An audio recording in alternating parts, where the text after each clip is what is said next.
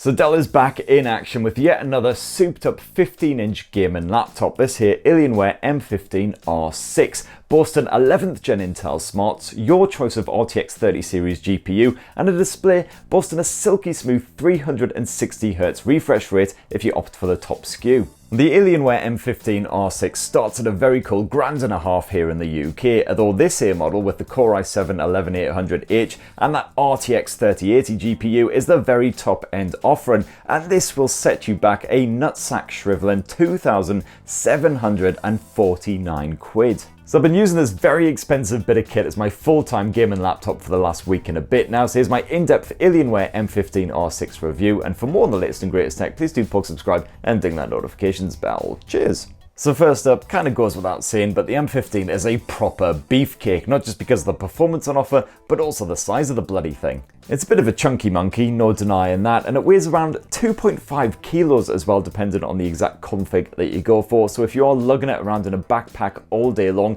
you'll certainly start to feel your spine compress by the end of that day. Definitely not great news if you're already a proper short arse like myself. The Alienware M15 R6 is unmistakably a gaming machine. As usual, that visual flair is about as subtle as a kick in the cock. And that shiny alien head lid logo, and of course the power button too, plus that glowing exhaust around back. So yeah, this thing would basically stick out in a business meeting like a juicy sausage sat there all proud at a salad buffet. But the good news is you can change the colours of those glowing elements to suit your mood, so a lovely light blue for those happier times, or a deep crimson red when you're getting your bloodletting on. And actually the aesthetics are fairly toned down compared with some of the Alienwares of yesteryear, the ones I used to review like a decade ago in my good old Wart laptop days. I'm talking about the ones that actually looked like a crashed UFO. So I actually found myself quite liking the moody design here, contrasted with those brighter light up elements. And yeah, you do only get the single colour option here on the Alienware M15 R6, but I do love how it's called Dark Side of the Moon. Kind of makes me want to slap on some flares and then light up a spliff. Just kind of gutted I've got no chance of growing out an afro. And the port selection is rather respectable too, no big omissions. So over on the right edge you've got a pair of Type A USB 3.2 ports, one with PowerShare support. On the back end you've got a USB 3.2 Type C port with Thunderbolt 4 and DisplayPort 1.4 support, as well as a Type A USB 3.2 Gen 1 port and an HDMI 2.1 port for pumping out 4K 120Hz visuals on the external monitor of your choosing. And then over on the left edge you've got an RJ45 Ethernet port which can get you networking at up to 1 gigabit per second. So overall, despite the usual lack of subtlety, I do really like Dell's design work here, and that certainly extends to that mechanical keyboard as well, which feels proper premium, complete with some stainless steel switch action to ensure you get some real mileage out of this thing. It's a super quiet board even when you're mashing those keys at full pelt, with a shallow but still comfortable travel depth, plus well-sized keys for touch typing. Even the cursor keys are proper full-sized efforts. My only real complaint is that the media keys are housed down that right edge because the top end of the board is reserved for that hexagonal duct. And the Alienware's RGB backlighting is split into 4 different zones, and each zone can be individually customized with the colours bleeding into one another in a more satisfactory manner. You've got your usual bog standard 720p HD webcam housed in that reasonably skinny bezel just above the display. Pictures are a little bit grainy when the lighting isn't particularly strong, so as you can see there, I look kind of pixelated, which isn't great. So if you're going to be doing some streaming or something like that, for instance, I definitely recommend getting a proper decent webcam, but it's absolutely fine for just, your bit of video chat action. There's no kind of slide and cover, unfortunately, to shield that camera when you're not actually using it, but there's a pretty obvious light that flashes on right next to it whenever an app is using the camera, so at least you're aware of it. And the M15's built-in mics picked up my voice absolutely fine, even in a fairly noisy environment when I was doing a bit of video chatting, but as always I would just recommend using a headset. And another highlight of the Alienware M15 R6 is that 15.6-inch Full HD display with a stretched 16:9 design. It's an absolute blinder for all of your gaming and movie watching needs. The visuals are sharp and you've got full 100% coverage of that sRGB gamut, plus 80% of the Adobe RGB. And this thing hits 340 nits on top brightness, and that combined with the anti-glare coating means you can comfortably use the Alienware M15 outdoors,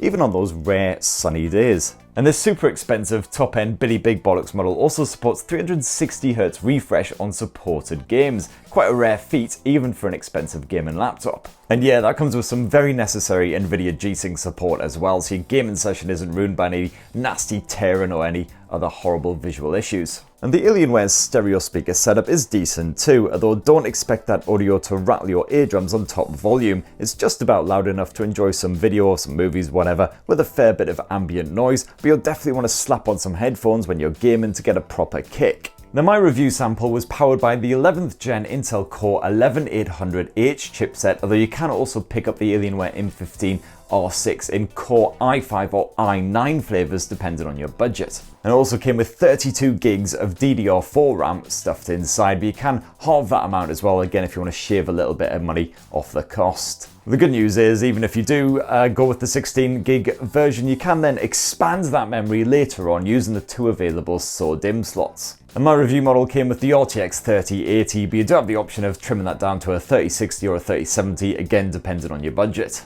The fairly simple and straightforward Alienware Command Center could be used to check on the CPU, the GPU and the memory usage at any moment, see if those resources have already been pushed to the limits, and you can also use the Command Center to toggle different performance and battery modes, as well as customizing the keyboard lighting and all of the usual gaming laptop fare. And when I got down to a good bit of benchmarking, I did see pretty average results for this kind of hardware in 3D Mark. We're talking around sort of 11,500-ish scores in each of my Time Spy runs, and around sort of 7,000-ish for Port Royal. With good old Forza set to the ultra detail settings and the 360 frames per second limit, this laptop managed to hold at around 170 frames per second throughout. If you bump down the graphics settings, you'll achieve even higher figures, although even at half the potential, I found that gameplay was smoother than a buttered up Barry White. Doom Eternal ran beautifully on those nightmare detail settings as well, with ray tracing enabled at the native Full HD resolution. The frame rate stayed fluid, no judders or other problems to speak of, while that Cryotech cooling system kept the Alienware M15 R6 from throttling over time.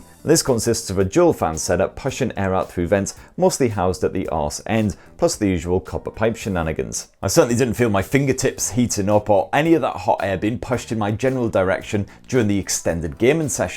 Those fans can operate at 3 different speeds, and on that top speed they certainly get pretty bloody noisy, but no worse than any other gaming laptops of this sort of caliber, and they were certainly very effective. As for your network connectivity, where you got full Wi-Fi 6 support as you would expect, as well as that Ethernet as well, and the two can work in tandem as well if you really want to push your bandwidth. While the Killer Control Center can be used to check your connection health and also prioritize your games over all the other apps. For your storage needs, you've got 2 terabytes to work with in total. That's actually 2 separate 1 terabyte PCIe NVMe SSDs. And these are capable of over 3 gigabits per second read and write speeds, so not the absolute best I've seen, but still more than fast enough to keep down those pesky load times. As for the battery life, well, as with other gaming laptops, it's not particularly great on this Alienware. You get between an hour and an hour and a half of full-on gaming per charge. Otherwise, if you're doing more casual tasks, you can expect between 3 to 4 hours. And that right there, in a nutshell, is my experience with the Alienware M15 R6 gaming laptop. As I say, the top end model, which costs close to $3,000. And certainly if you are a super demanding user, you want to be playing the latest AAA titles on those top end detail settings with a stunning frame rate, then definitely give it a look. Because although the benchmarking performances were just kind of average for the top end specs, I've got to say my gaming experience is absolutely flawless. So my only real complaint with this thing is that sky high asking price. And yes, the mild spinal compression when carrying around all day, but that's pretty much a hazard of the job. So anyway, that's what I think. It'd be great to hear your thoughts down in the comments below. Please do poke, subscribe and ding that notifications bell for more on the latest and greatest tech, and have yourselves a fan-bloody-tastic rest of the week. Cheers everyone, love you!